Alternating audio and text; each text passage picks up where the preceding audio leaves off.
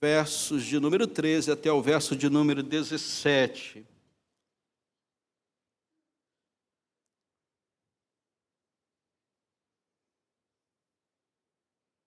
Atendei agora a vós que dizeis: hoje ou amanhã iremos à cidade tal, e lá passaremos um ano e negociaremos e teremos lucros. Vós não sabeis o que sucederá amanhã. Que é a vossa vida? Sois apenas como uma neblina que aparece por um instante e logo se dissipa. Em vez disso, devias dizer: se o Senhor quiser, não só viveremos, como também faremos isto ou aquilo. Agora, entretanto, vos orgulhais das vossas arrogantes pretensões. Toda jactância semelhante a essa é maligna.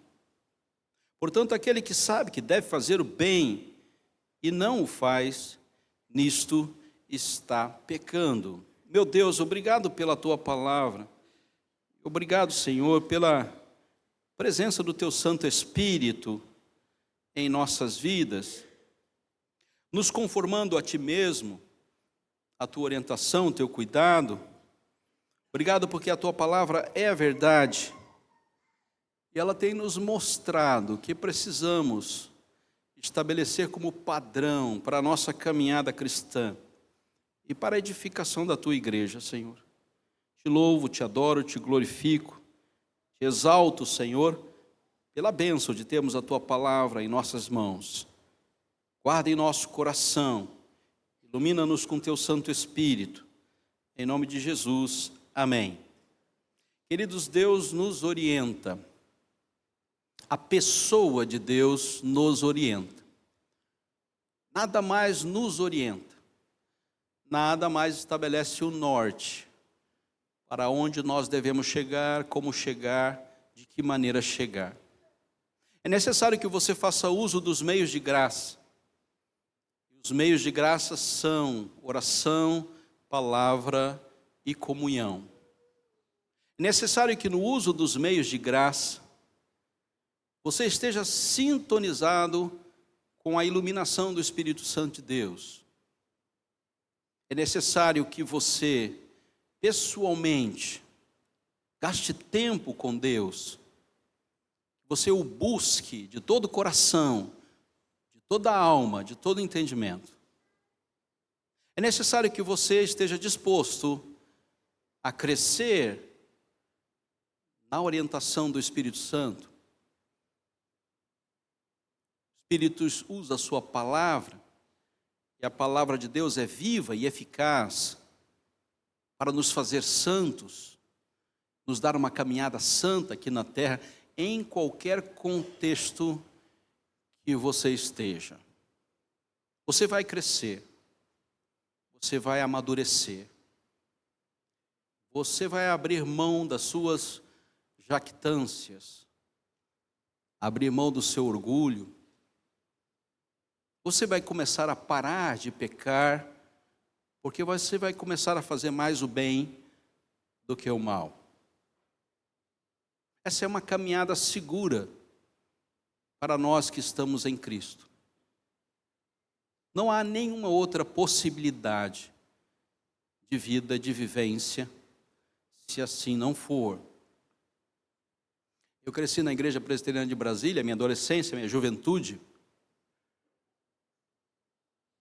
Quando cheguei lá, em 75, a Igreja de Brasília era um galpãozinho, tinha uns 70, 80 membros. Nós éramos um pequeno grupo de adolescentes ali, e eu cresci desde a fundação daquela igreja. Reverendo Adail Sandoval, grande amigo, servo do Senhor, conduzindo a gente. Antes, Reverendo Eudaldo Silva Lima, muitos amigos. Fomos crescendo juntos. Na época não tinha celular, não tinha internet, então a gente tinha que fazer a coisa presencialmente. A gente se encontrava quase todo dia na igreja, morava muito perto da igreja. E nós tínhamos um grupo de rapazes. Esse grupo de rapazes era um grupo de jovens, alguns já são pastores hoje, outros estão no trabalho liberal, mas a gente cresceu junto naquela igreja ali. E a gente tinha uma prática muito carnal. E todo jovem que chegava naquela igreja, todo rapaz que chegava naquela igreja, quem fizer isso com o pessoal que chegar aqui vai receber, vai na sala do conselho, né? A gente dava um tapa na cara deles. E eles falavam, pô, estão dentro da igreja, como é que esses rapazes deram um tapa na nossa cara? E aí a gente falava assim, cadê a sua dependência do Senhor? Dê a outra face. Essa era uma brincadeira nossa dentro da igreja. Sou pastor hoje, viu? Eu nunca bati para valer, só dei uns tapinhas de leve. Mas era uma brincadeira que a gente fazia. A gente judiava dos rapazes que chegavam. A igreja de Brasília era uma igreja muito central e a gente fazia muitos acampamentos. E via muito jovem para a igreja, adolescente, jovem. E a gente tinha essa prática de aperfeiçoamento dos santos. Vamos botar em prática o texto, né? Dê a outra face. É uma carnalidade de jovem, nós já paramos de fazer isso, não estamos fazendo mais isso, né? Mas era divertido, e aqueles jovens, no tempo ia passando, eles se tornavam nossos amigos, e aí eles eram batizados e entravam nessa prática, ajudavam a gente nessa prática com os novos jovens da igreja. E surpreendentemente a igreja foi crescendo. E os jovens foram aumentando. Eu falei, nossa, quanto jovem gosta de levar um tapa na cara, né? Eles estão vindo e estão ficando na igreja, mesmo com o nosso, vamos dizer assim, um rito de iniciação para os jovens da nossa comunidade. Se namorar com uma menina da igreja, vai apanhar. Então, não podia namorar com as meninas da igreja. A gente bloqueava as meninas, né? Coisa terrível, né? Que caminhada santa.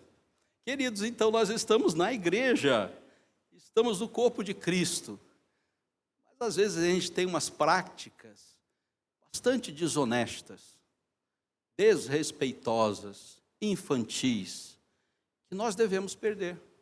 E com o passar do ano, até eu chegar ao seminário, eu parei com essa prática, viu? Nunca mais fiz desse jeito. Com certeza, a igreja acaba adquirindo alguns cacuetes, que não são propriamente cacuetes, que ajudam a gente na proclamação do Evangelho e na manutenção da paz. Devemos tomar muito cuidado com os cacuetes, com as brincadeiras. As brincadeiras devem ser brincadeiras honestas, sinceras, orientadas pelo Espírito Santo. Podemos brincar? Sim, devemos brincar. Nós devemos cuidar disso, porque nós vemos no texto sagrado que é Deus quem nos orienta. Se você sabe que você deve fazer o bem e não faz, você está pecando. Você sabe que você deve demonstrar o amor de Deus para todos, mas aqueles dali eu não estou muito interessado em demonstrar o amor de Deus. Nisto você está pecando. Então eu tenho que ter um cuidado muito especial com a proposta cristã que eu tenho e de alguma forma não criarmos rituais carnais para nos relacionarmos. Nós não devemos aderir a rituais que são preparados para motivação extracorpo. O que você aprendeu lá fora não deve funcionar aqui dentro. A carnalidade que você vê lá fora não deve funcionar no seu coração. Então tome muito cuidado com os rituais que você se propõe, o tipo de relação que você se propõe para estar junto com seus irmãos, porque cada um de nós tem uma vontade. Você quer fazer alguma coisa do seu jeito, da sua maneira, com a sua proposta, e esse jeito nunca deve diferenciar daquilo que o Espírito Santo ensina na sua excelente vocação de nos dar a conhecer todas as coisas. O texto vai falar a respeito da nossa vida.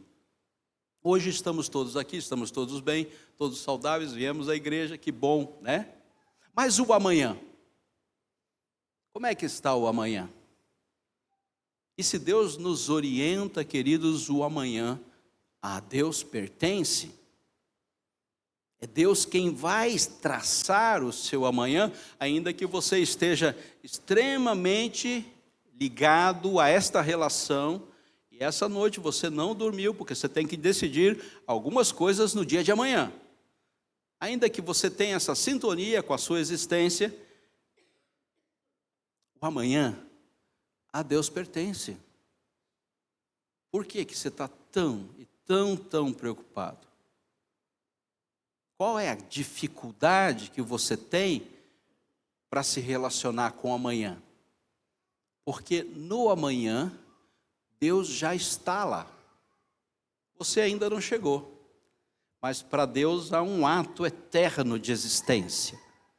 Ele sabe exatamente o que te espera amanhã. E Ele vai cuidar de cada um dos detalhes para o seu dia de amanhã. Verso 14. O que acontecerá? Que dúvida que eu tenho. Por que eu estou tão preocupado com amanhã? Porque eu não sei o que virá. E eu começo a fazer uma busca frenética para conhecer o que virá amanhã. E essa preocupação com o dia de amanhã e com a satisfação das minhas vontades e com a implementação dos meus rituais pessoais, eu contamino aquilo que Deus já preparou. Eu estou tão preocupado em fazer acontecer que eu começo a duvidar da presença de Deus no dia de amanhã. E essa é uma doença que nasce dentro da igreja e que, brotando, contamina a confiança que temos em Deus. E esta preocupação vai corroer a nossa paz. E os nossos ritos vão comendo a confiança que deveríamos colocar em Deus e trazendo dúvidas nas quais eu mesmo, na busca do conhecer, perco a sabedoria que vem do alto. Tão preocupado, e perde a sabedoria. E a sabedoria você é como a neblina, como um instante, e logo ela vem e ela vai. E Deus sabe exatamente o que aconteceu em cada momento desta vida, porque Ele mesmo o preordenou. Eu lembro da pandemia, lembra? Aquelas primeiras cenas da pandemia, o que vai acontecer? A gente tinha que vir aqui para gravar, e aí eu olhava para o Josias olhava para mim e falou assim, não se aproxima muito não, você pode estar... A gente não sabia o que estava acontecendo. E eu jogava álcool no Josias jogava álcool em mim, e ficava os dois, um duvidando se um estava doente ou não. E entrávamos dentro da sala, cada um ficava num canto da sala, e o que ia falar ia para o microfone. E a gente ficou numa situação, uma cena de dúvida, e aquele momento foi muito claro para mim, essa ideia da neblina que vem e que vai. Porque isso aconteceu circunstancialmente com muitas pessoas ao nosso redor, e a gente falou, será que o próximo sou eu? E aí quando eu fui tomar a vacina, cheguei em casa tremendo, falei, meu Deus do céu, eu peguei esse negócio, nunca tremi tanto na minha vida no dia que eu tomei aquela vacina, mas tem que tomar, vou tomar, então tá bem, não tem problema não, mas que eu tremi, não sei se era de medo da vacina, ou se era colateral, mas eu tremi bastante. E o texto diz, olha, você está preocupado com o que vai acontecer? Então, nós iremos, passaremos, negociaremos, lucraremos, e nós teremos êxito. Mas é exatamente isso que está no meu coração, ou está na vontade de Deus? Hoje ou amanhã teremos a cidade tal, passaremos um ano e negociaremos e teremos lucros. Sim, vai acontecer, você é capaz para isso. Mas pense bem, talvez a neblina esteja se passando, e você deve cuidar muito bem com as decisões que você vai tomar. Você se prepara, você se organiza, você se estrutura, você faz os seus objetivos, mas Deus diz: o caminho é outro. Você está preparado para esse o caminho é outro? Você está livre para viver dentro da vontade de Deus? Talvez Deus o coloque em outra direção.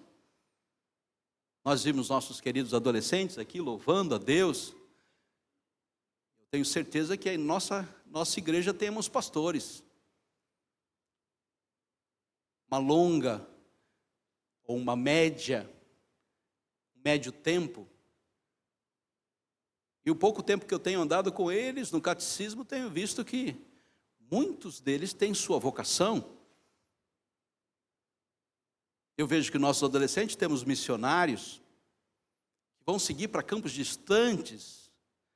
Nós vamos nos apaixonar por eles e sustentá-los com toda a nossa força.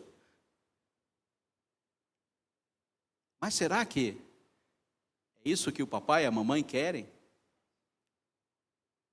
O que o papai e a mamãe querem é que ele vá, que ele passe um ano, que ele negocie e que ele tenha muitos lucros. Nós estamos receptivos à vontade de Deus para os nossos adolescentes? É uma preocupação que o texto coloca em nosso coração, porque nós queremos manipular e dizer: nós queremos ter lucros, mas nós queremos dar aquilo que temos. Estamos abertos a abrir mão daquilo que Deus nos deu, para que Ele possa fazer aquilo que Ele quer. Sim, querido, Deus nos orienta, em primeiro lugar, porque o que Deus tem na sua vontade sempre acontecerá, nunca falhará. Em vez disso, devias dizer: se o Senhor quiser, não só viveremos, como faremos isso ou aquilo. É Deus que sabe, é Deus quem envia você ao lugar que Ele quer, para fazer o que Ele quer, na hora que Ele quer e do jeito que Ele quer. Deus sabe exatamente quanto tempo você vai passar aqui e tudo que você vai fazer para a sua única glória. Segundo lugar, tem uma vontade humana, e eu tenho o meu querer e a minha vontade, os meus ritos e as minhas práticas e a minha inteligência, meu conhecimento e a minha sabedoria. Portanto, isso tudo se torna uma arrogante pretensão. Tudo que eu desejei, tudo que eu sonhei, tudo que eu advi, tudo que eu produzi, se torna uma arrogante pretensão, porque somente aquilo que Deus quer será validado. É só aquilo que Deus estabeleceu, porque Deus haverá de submeter toda a nossa vontade à vontade dEle. Ande para a direita, para a esquerda, para cima ou para baixo, nunca sairá da vontade de Deus, meu irmão. Você nunca fugirá daquilo que Deus tem para você. Você pode penar um pouco nessa terra, mas você vai fazer exatamente aquilo que Deus espera. Temos más influências, maus pensamentos, pessoas que não nos ajudam no conhecimento da vontade de Deus. Talvez relacionamentos escusos, talvez leituras indevidas, talvez ideias perniciosas, que vêm como belo presente para a sociedade contemporânea. Mas não tem jeito. É Deus quem orienta. E o amanhã pertence a Ele. A vontade de Deus mas o agir humano deve produzir graça divina. Então, eu tenho certeza que eu não ajudei muito no tempo da minha adolescência. Eu não produzi graça divina para os meus queridos novos membros da igreja. Muitos daqueles ali eu tive que pedir perdão e falei, cara, foi uma brincadeira e tal e tal. E eles entenderam, mas ficaram chateados comigo. Perdi a amizade deles por causa de uma brincadeira de mau gosto. Uma brincadeira que depois da minha juventude eu me arrependi profundamente, porque deveria ter acolhido, ter abraçado, ter trazido para perto, ter levado para minha casa, para a gente andar junto como irmãos em Cristo, e eu os afastei de mim. E a minha fama na minha adolescência é que eu era marrento, né? Eu era o marrento da igreja era o Gustavo. E eu era conhecido na mocidade como um marrento. E o marrento é aquele que se achava, né? Andava que nem pombo, né? Peito para cima, olhando para o alto. Eu sou antigo dessa igreja, sou mais velho dessa igreja, eu que mando nessa moçada aqui, e você entra na minha linha. E depois eu pedi perdão para aqueles meus amigos, porque o agir do meu coração não produzia graça de Deus. E quando o agir não produz graça de Deus, nós estamos caminhando na ordem do fazer o mal. O agir deve produzir graça. O nosso agir deve trazer ao nosso meio misericórdia. E diz o texto, né? Façamos o bem, verso de número 17. Não se deixe vencer pelo mal, mas vence o mal com o bem. Não produza aquilo que vai trazer mal para a sua vida e para a vida dos seus. Satanás é esperto, o mundo tem suas ideologias e a sua carne é pecaminosa. Cuide disso, tenha cuidado com isso. Nós sabemos, aquele que sabe que deve fazer o bem. A gente sabe disso. E se a gente não faz, a gente está pecando. Termino. Confie integralmente na soberana vontade de Deus. Querido e querida irmã, ela jamais falha. Dependa submissamente de tudo que Deus há de te orientar, frente a qualquer problema, frente a qualquer incapacidade de entender a situação e frente aos seus projetos e seus sonhos. Dependa inteiramente de Deus para que tal aconteça. Invista todos os seus recursos, querido irmão, para fazer o bem a todos, porque Deus ama aquele que dá com alegria. Faça isso, querido, e você será bem sucedido. Não perca a oportunidade. Você tem a oportunidade de fazer o bem. E a escolha de fazer o bem é sua. Toda vez que você está diante dela, opte pela orientação de Deus. Que Deus abençoe a nossa vida e fortaleça a nossa fé com todas as nossas falhas, corrigindo o nosso caminho. Amém.